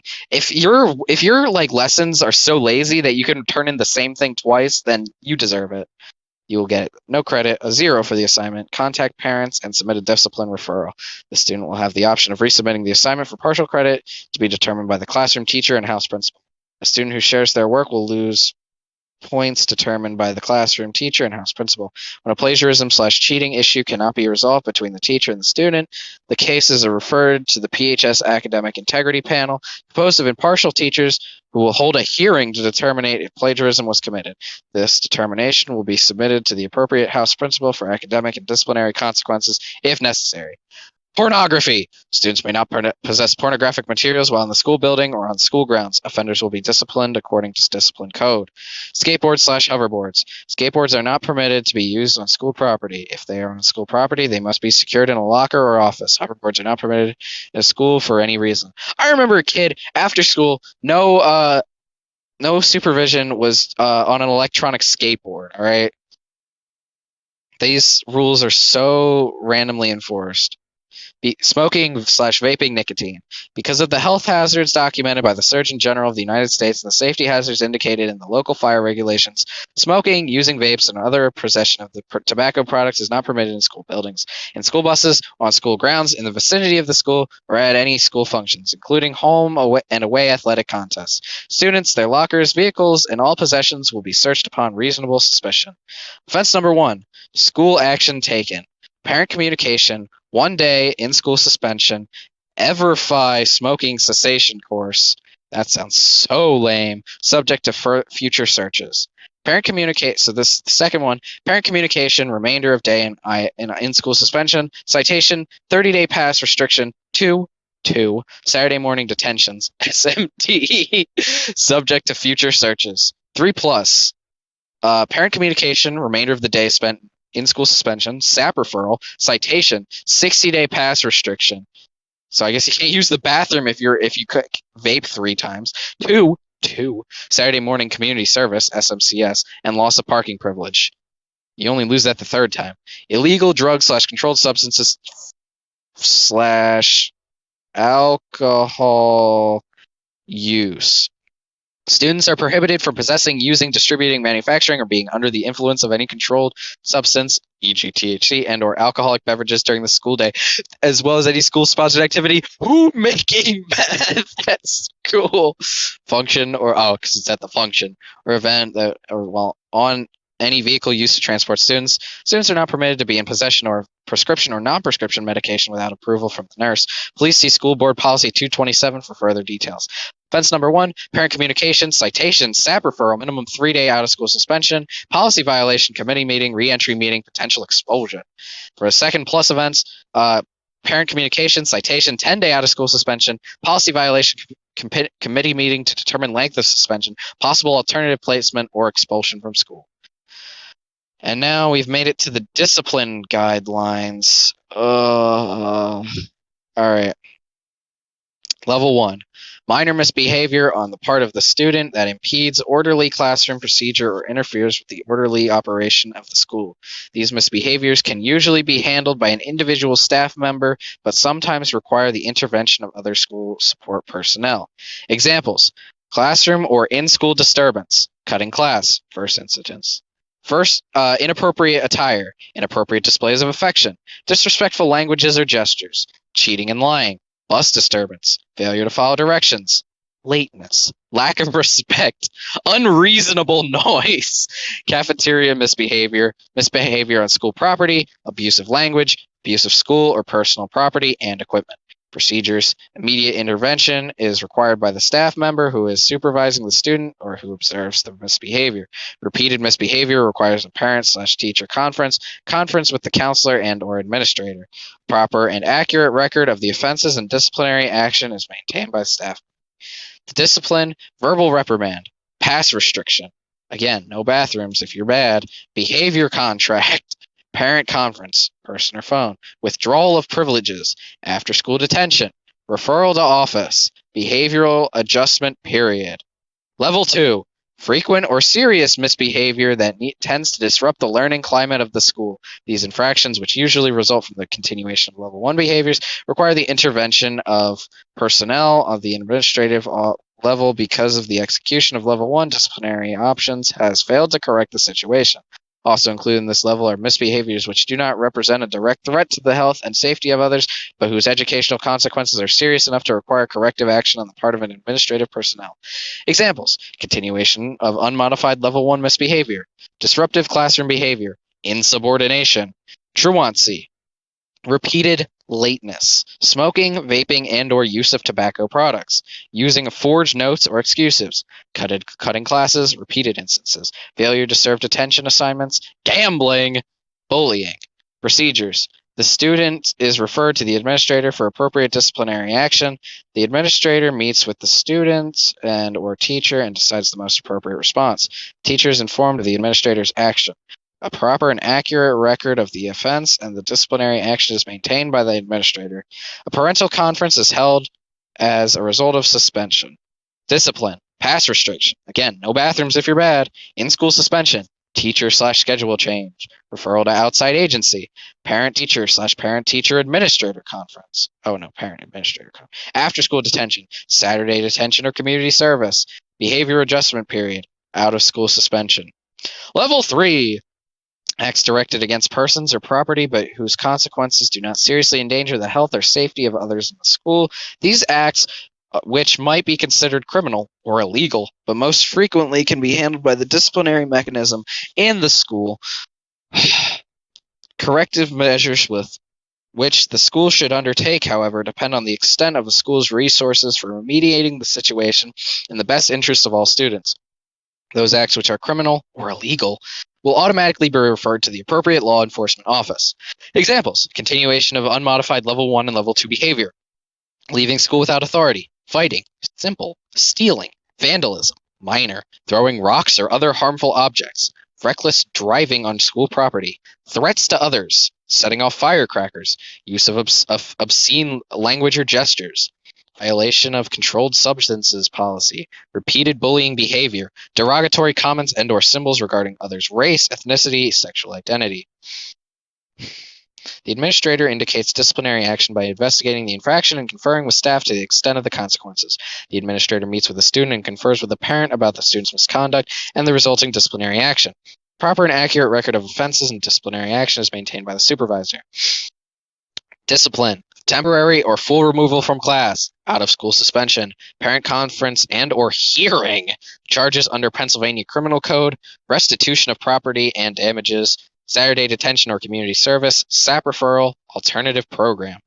Level 4, the most intense program, acts of which result in violence to another person or property, or which pose a direct threat to the safety of others in the school. These acts are clearly criminal and are so serious that they always require administrative action which result in the immediate removal of the students from school, the intervention of law enforcement authorities, and school board districts. Examples: continuation of unmodified level 1, 2, and 3 behavior, vandalism, major, arson, theft, possession, or sale of stolen property, deliberately striking a staff member, furnishing or selling of drugs and alcohol, fighting, assault and battery, extortion, bomb threat or false alarm, possession, use, or transfer of a weapon. Procedures: the administrator verifies the offense, confers with the staff involved, and meets with the student. The student immediately removed from the school environment. Parents are notified. School officials contact law enforcement agency and assist in prosecuting offender. A complete report is submitted to the superintendent. Discipline: all verified offenses in level 4 will have a mandatory suspension for up to 10 days with an informal hearing. Charges under Pennsylvania Civil Criminal Code or referral to appropriate law enforcement agencies. Expulsion or other board action which results in appropriate placement. Alternative school, parent hearing, restitution of property, and damages. School board policies. The school board policies in this handbook relate only to common school discipline issues and are included for quick references. A complete collection of board policies can be found on board docs. I guess I'll read that next. Weapons. School Board Policy 218.1. The district recognizes that the possession of weapons on school property presents a threat to the safety and welfare of its students and staff and may constitute a criminal offense. Possession of a weapon will result in immediate suspension, notification of proper law enforcement authorities, and recommend to the school superintendent for a mandatory 1-year expulsion. Drug and alcohol. School Board Policy 227. The Pennridge School Board and personnel value each member of the school community and believe that all individuals have the right to develop to their fullest potential. We recognize that the abuse of controlled substances is a serious problem with legal, physical, and social implications for the whole school community. We also recognize that other self-destructive behaviors of certain at-risk students have an adverse effect on the ability of all members of the school community to achieve personal and district educational goals. So if that means you're bringing down the mood, this policy is based on the belief that chemical dependency is a life-threatening illness that affects the emotional, physical, intellectual, and social development of all individuals. This policy is based at convictions of chemical dependency as treatable illness, and early intervention among at-risk students will enhance effectiveness in our schools. Any student using, possessing, or distributing any drugs or alcohol on school property or at school functions will be immediately referred to the superintendent for possible expulsion and/or placement in an alternative program. Threat assessment. School Board Policy 236.1. Pennridge School District is committed to protecting the health, safety, welfare of students and school community, providing the resources, support to address the identified school student needs. To this end, Pennridge High School has created a threat assessment team to address the student.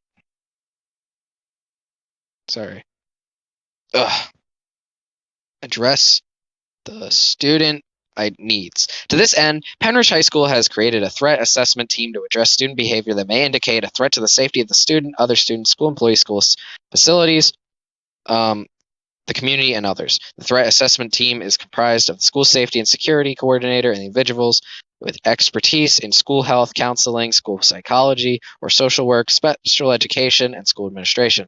Together, the threat assessment team determines the appropriate actions or interventions needed to support the student in concern and ensure the safety of the school community. These actions may include, but are not limited to, a referral to the Student Assistance Program, a referral to the appropriate law enforcement agency, an appropriate evaluation to determine whether the student is a qualified student with disability in need of Section 504 service agreement or in the need of special education services through an individualized education program, IEP, in accordance with applicable law and school board policy. A referral to the student's IEP team to review and address the student's IEP and or positive behavior support plan. This could include, but is not limited to, a manifestation determination or functional behavioral assessment in accordance with applicable law, regulations, and school board policy.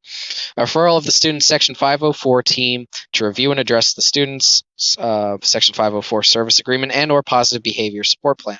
With prior parental consent, a referral to behavioral service provider, healthcare provider, or county agency, addressing behavior in accordance with the applicable discipline policies and code of student conduct. Ongoing monitoring of the student by the threat of assessment team, a child study team, student assistance program team, or other appropriate school personnel.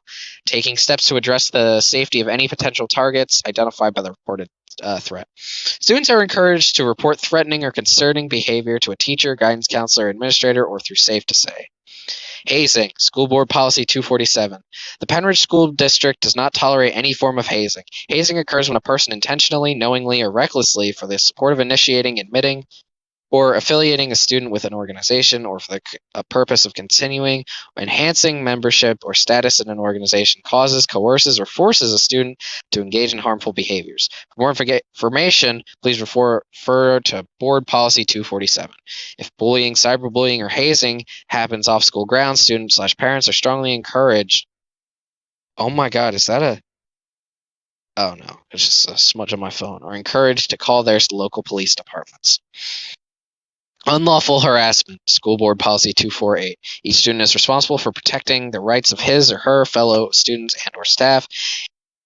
Outside contractors and vendors are for ensuring and maintaining an atmosphere free from forms of unlawful harassment. Likewise, you as students have the right to be free of discrimination and or harassment in the school setting. If you believe that you've been the victim of discrimination, you will report this to the school principal or house principal. You may also report discrimination to any teacher or school guidance counselor. Once a report of discrimination or harassment has been made, an investigation will be conducted. An effort will be made to keep the investigation confidential. The investigation will be conducted according to Board Policy 248. Violation of the non-discrimination/harassment policy may result in discipline up to and including expulsion from school. Administrative disciplinary action may be imposed depending on the severity of the incident and or student's disciplinary record. Harassment on the basis of race, color, religion, ancestry, gender, national origin, age, or handicap/disability is a violation of both federal and state law. This is a form of discrimination.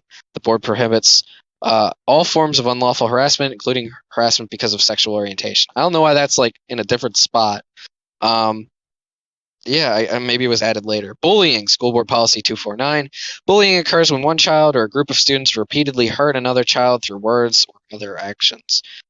Bullying may involve physical aggression such as fighting, shoving, or kicking, verbal aggression such as name-calling and rumor spreading, and or nonverbal aggression such as intimidation, threatening gestures, and deliberate exclusion from a group or activity. Bullying means an intentional, electronic, written, verbal, or physical act or series of acts directed at another student or students that occurs in the school setting. School setting means in the school, school grounds, school vehicles, or a designated bus stop, or any other activity sponsored, supervised, or sanctioned by the school, and or outside a school setting that is severe, persistent, or pervasive, and substantially interferes with a student's education, creates a threatening environment, or substantially disrupts the orderly operation at the school. School entity is not prohibited from defining bullying in such a way to encompass acts that occur outside a school setting. Those acts are severe, persistent, or pervasive, and are directed at another student or students, have the effect of doing any of the following: substantially interfering with students' education, creating a threatening environment that substantially disrupts the orderly operation of the school. Students who believe they or others have been bullied should promptly report such incidents to the house principal or counselor. Students are encouraged to use the district's report form available from the house principal or to put complaint into writing. However, oral complaints shall be accepted and documented. Cyberbullying. School Board Policy 249. An individual's lewd, indecent, or offensive speech is not protected by the First Amendment. Are you kidding me? This applies equally to the speech that is verbal, gesture, communicated in writing through the written word, whether on paper or other mediums. The school district may take disciplinary action if the speech would substantially disrupt or interfere with the work of the school, the rights of other students or staff members. Peer-to-peer harassment that occurs over the internet through the use of email or a website called cyberbullying will not be tolerated. It is called cyberbullying. Students who engage in this conduct, whether or not the conduct occurs outside the school day, and whether or not the bullying occurs through the use of privately owned computer equipment, will be disciplined in accordance with the code of conduct. Student to teacher or teacher to student internet harassment is called cyber harassment and will not be tolerated. Students or staff members who engage in this conduct, whether or not the conduct occurs outside of school day or whether the bullying occurs through the use of privately owned computer equipment, which you're not supposed to have out, which will be disciplined in accordance with the code of conduct. A staff or student reminder. A student or staff member who believes that he or she has been the victim of cyberbullying or harassment should follow the same procedure set forth in the district's policy prohibiting harassment. Student Handbook disclaimer. Students and parents/guardians should be aware of this document, that this document is reviewed annually because policy adoption revisions is an ongoing process. These changes generally will supersede the provisions found in the handbook, which will become obsolete by the newly adopted policy. The handbook is not a contract between the school and parents, guardians, or students. It can be amended at any time at the discretion of the district. Policy changes are enacted during the school year. The administration will make every attempt to communicate those changes to students, staff, and parents/guardians. Because a handbook of this nature cannot cover every possible item or incident that may arise, final resolution of each of these situations will be made by the school administration. Equal Opportunity Education Institution. The Pennridge School District is an equal opportunity education institution and will not discriminate on the basis of race, color, national origin, religion, sex, or disability in its activities, programs, or employment practices as required by Title VI, Title IX, Title VII, Section 504 of the Rehabilitation Act, and state laws prohibiting discrimination. For information regarding civil rights or grievance procedures, contact Ms. McHale, Title IX Coordinator and Section 504 Officer, District Education Center, 1200 North 5th Street, Percy, Pennsylvania, 18944. Telephone 215-453-5368. Pennridge High School, 1228 North 5th Street, Percy, PA, 18944. That is my school district's, well, specifically Pennridge High School's, brand new school board policy. The student handbook, which they strongly encourage everybody reads every year because they make a new one. And I'm sure everybody read it. You know, it only took me, like an hour and a half to read it. I'm sure everybody took an hour and a half out of their day to either read or listen to me read it. I personally don't agree with this. I think, I know, some of the rules I think are a bit iffy, but I mean, literally, I don't want to, I don't want to speak too soon, but for, my previous 9-10 years in the Pennridge School District, I feel like these rules are not enforced, most of them. Swearing, I think they only put that there so it doesn't look like they condone swearing. Because I probably go through a school day, I say a bazillion swear words. I say more swear words than I say non-swear words.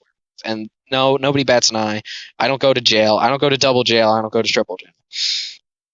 Because it says continuation, so by this point I should be expelled from school for the sailor mouth.